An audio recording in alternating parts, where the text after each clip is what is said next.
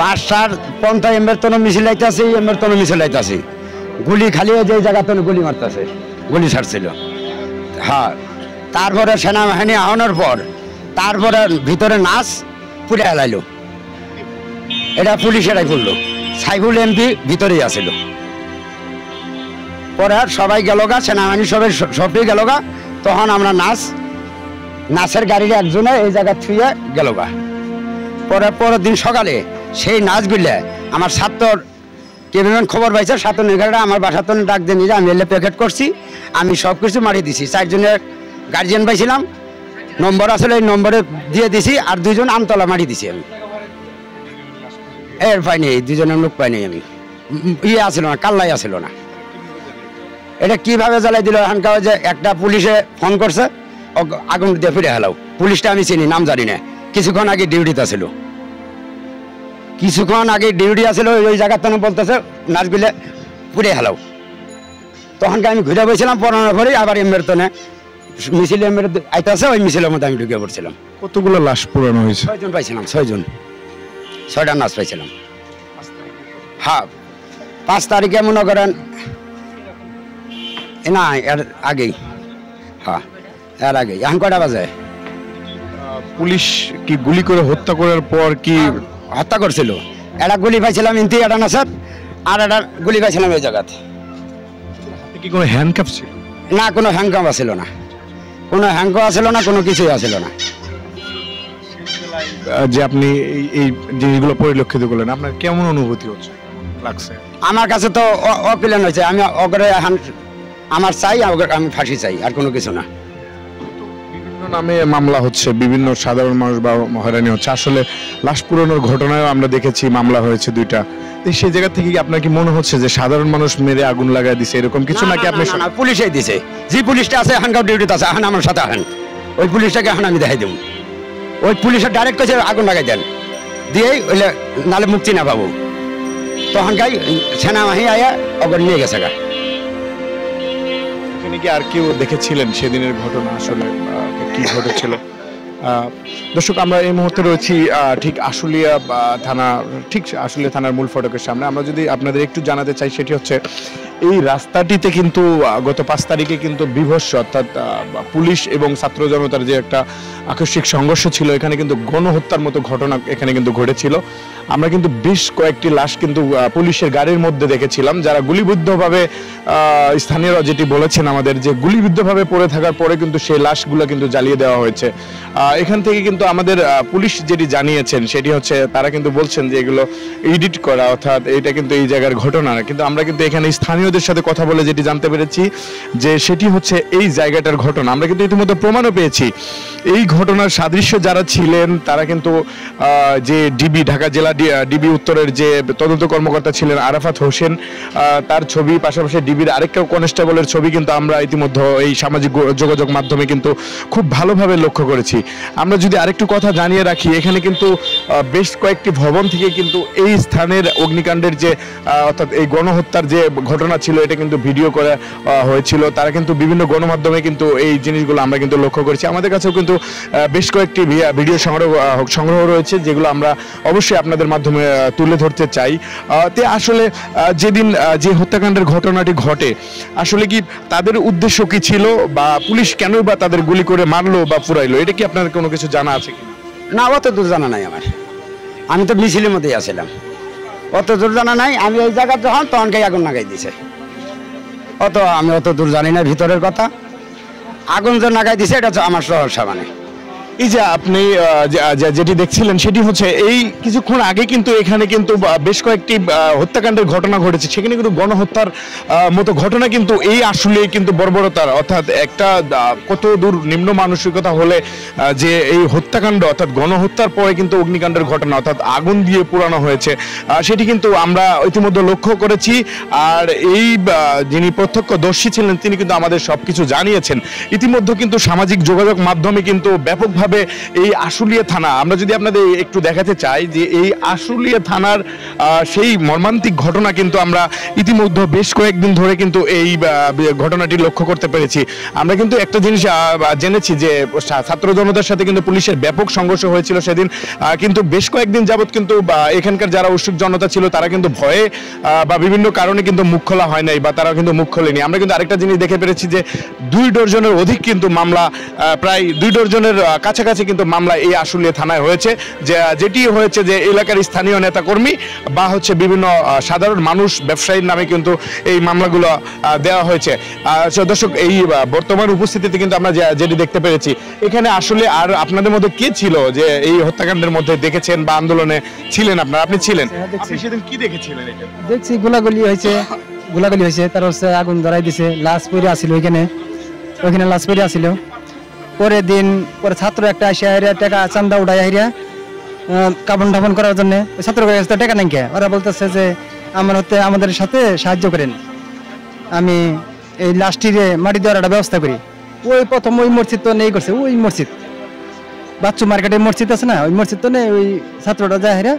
সবার অন্ধের টাকা তুললে যে যা দেয়, কেউ 150, 10, 20 যা দিছে নিয়ে কাপড় কিনা এই যে লাশগুলো নিয়ে হেরা মাটি দিছে। আচ্ছা, পুলিশ যেটি আমাদের জানিয়েছেন যে ছাত্ররা অর্থাৎ উৎসুক জনতা নিজেরা তাদের মেরে তারাই গাড়িতে উঠিয়ে আগুন লাগিয়ে দিয়েছে, আগুন লাগার মতো ঘটনাটি ঘটেছে, এটা আসলে সত্যতাটা কি? আসলে আমরা তো এসে দেখছি যে পুলিশের গাড়ির মধ্যে 6টা লাশ, ওইখানে একটার উপরে একটা মাটি দিয়ে করতেছে, পুইরে আগুন দ্বারা পুড়ে দিতে গেছে। পরে আমরা এসে দেখলাম যে ওই অবস্থা। পরের দিন পরে ছাত্র টাকা ডেকে উঠায় হাইরা কাপড় কিনা মাটি দিছে। আমরা কিন্তু যতদিন এই যে আপনাদের কিন্তু দেখাতে চাই, এখানে কিন্তু উৎসুক জনতা অর্থাৎ যারা সেদিন সম্পৃক্ততা ছিলেন তারা কিন্তু এই লাশের মর্মান্তিক যে ভিডিও রয়েছে, তারা কিন্তু এই বেশ কিছু ভিডিও কিন্তু তারা ধারণ করে রেখেছিলেন। এই ঘটনার সাথে যারা যে পুলিশ সদস্যরা জড়িত রয়েছেন তাদের কিন্তু শাস্তির দাবিও করেছেন তারা, যারা যারা ছিল এই শাস্তির দাবি কিন্তু তারা করেছিলেন। আপনি কি ছিলেন সেই ঘটনার সময়? আপনি কি এরকম কোনো কিছু জানেন যে আসলে এই ঘটনা কি? না, ওই সময় আমি ছিলাম না, আমি তো মাঝার এক উস্তাদ, আমি মাদ্রাসায় ছিলাম, আমরা ছাত্রকে নিয়ে মাদ্রাসায় আমরা হেফাজত ছিলাম। আমরা তো বাড়িতে পারি না, ছোট ছোট পোলাপান বাচ্চারা আছে,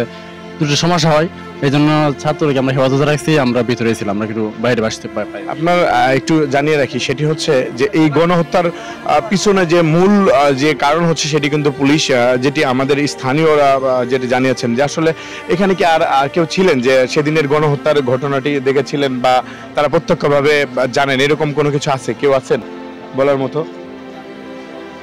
আচ্ছা, আমরা একটি জিনিস এখানে প্রত্যক্ষভাবে দেখতে পেলাম যে এখানে কিন্তু অনেক উৎসুক জনতা কিন্তু এখানে জমে গিয়েছে। সেটি হচ্ছে যে আপনারা দেখতে পাচ্ছেন যে গণমাধ্যম কর্মীদের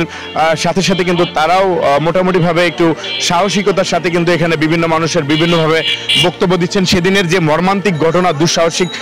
যে একটি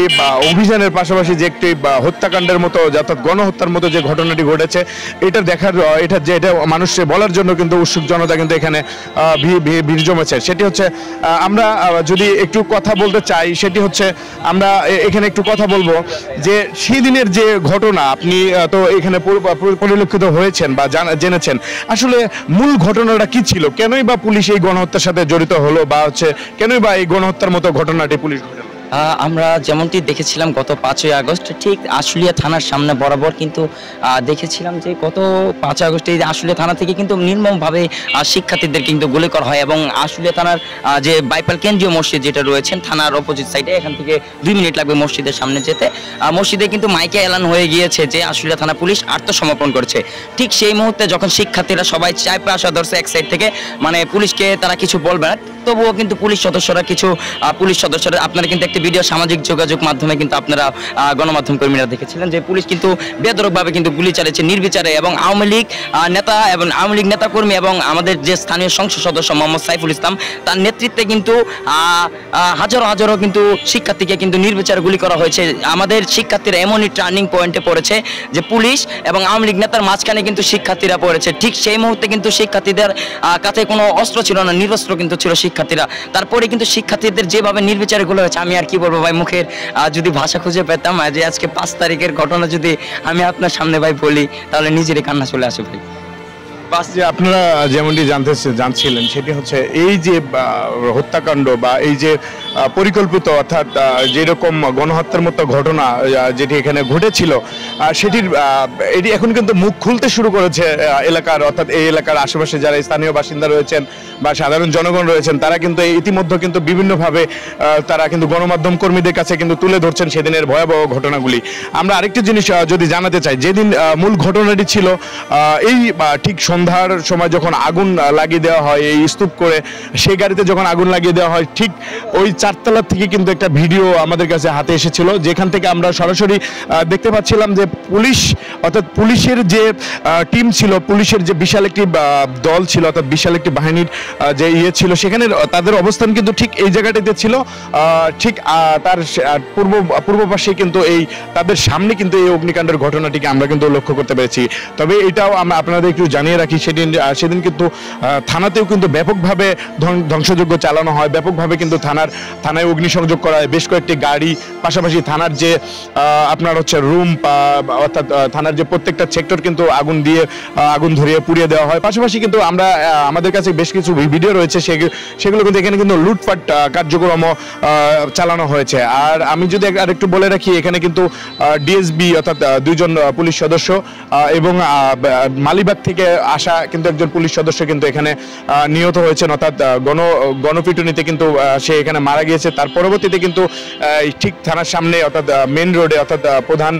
মহাসড়কে কিন্তু যে ওভারব্রিজ রয়েছে সেখানে কিন্তু ঝুলিয়ে রাখার ঘটনাও কিন্তু আমরা লক্ষ্য করতে পেরেছি। আপনাদের আরেকটু কথা জানিয়ে রাখি, এখানে কি আর কেউ ছিলেন যে সেদিনের মর্মান্তিক ঘটনা আপনারা দেখেছেন বা পরের দিনে এরকম আসছিলেন দেখার মতো, এরকম কোনো কিছু ছিল কিনা? আপনারা কি আরেকটু কথা আপনার থেকে জানতে চাই, সেটি হচ্ছে যে এখানে তো প্রায় 5 থেকে 6টি লাশ পুরানো হয়েছে, তার মধ্যে নাকি 2টি লাশ আবার অন্য জায়গায় মাটি দেওয়া হয়েছে, অর্থাৎ তারা কোনোভাবেই তার স্বজনদের খুঁজে পায়নি। সে ব্যাপারে আসলে কতটুকু সত্যতা আপনি জানেন? না, ওইটাই খালি ওই লাস্টে উনি মাটি দিছে, আর 2 জনের নিয়ে গেছে, 8টি মাটি দিছে। ওই আপনারা কি চাচ্ছেন? আমরা তো নিজ বিচার চাইতেছি, এটা ছাত্র করে এইভাবে গুলি করে মারছে, আমরা নিজ বিচার চাই। এটা ছাত্র করে যে মারলো এগরের বিচার চাই। কার চক্রান্তে মারলো, এটা পুলিশেরা যে মারলো, পুলিশেরা যে মারছে, পুলিশে করে বিচার চাই। আপনি এই গণহত্যার কি বিচার চাচ্ছেন? আমি চাই সুষ্ঠু তদন্তের মাধ্যমে এটা সুষ্ঠু বিচার হোক। এখন যে ছিল যার হুকুমদাতা ছিল তাদেরকে ধরে শনাক্ত করে তাদের সুষ্ঠু বিচার করা। আরেকটু জিনিস আপনাদের জানাতে চাই, এখানে কিন্তু বেশ কয়েকটি লাশ তাদের কিন্তু বেওয়ারিশ হিসেবে কিন্তু এখানে মাটি দেওয়ার খবর কিন্তু আমরা শুনেছি, যে এখানে কিন্তু মাটি দেওয়া হয়েছে যাদের কোনো আত্মীয় স্বজন বা পাড়া প্রতিবেশী কাউরে তারা চিহ্নিত করতে পারে না, পাশাপাশি তারা কিন্তু কোনোভাবেই শনাক্ত করতে পারেনি যে কার লাশ কে। অর্থাৎ এখানে কিন্তু 2টি লাশের খবর কিন্তু আমরা পেয়েছি যে এখানে মাটি দেওয়া হয়েছে। আর এই যে একটি মর্মান্তিক ঘটনার বিচার কিন্তু এই এলাকাবাসী এখন চাচ্ছে যে আসলে এটার সঠিক তদন্ত করে কিন্তু এটার একটা ব্যবস্থা অর্থাৎ কঠিন বিচারের দাবি কিন্তু এলাকাবাসী জানিয়েছেন। আর সামাজিক যোগাযোগ মাধ্যমে যে ভিডিওটি ভাইরাল হয়েছে এর মধ্যে কিন্তু আমাদের সাভার উত্তরের অর্থাৎ ঢাকা জেলা উত্তরের কিন্তু তদন্ত কিন্তু এখানে অর্থাৎ তিনি কিন্তু এখানে সরাসরি এই ভিডিওতে পরিলক্ষিত হয়েছেন। পাশাপাশি কিন্তু এখানে একজন কনস্টেবল অর্থাৎ ডিবিতে কর্মরত কনস্টেবলও কিন্তু এখানে যুক্ত ছিলেন। আমরা তার সাথে কিন্তু যোগাযোগ করার চেষ্টা করেছি, তিনি কিন্তু লাপাত্তা হিসেবে কিন্তু আমাদের কাছে এখন পর্যন্ত রয়েছে। তো এই ছিল আমার কাছে আশুলিয়া থেকে সর্বশেষ তথ্য। Shahin Alam, global television.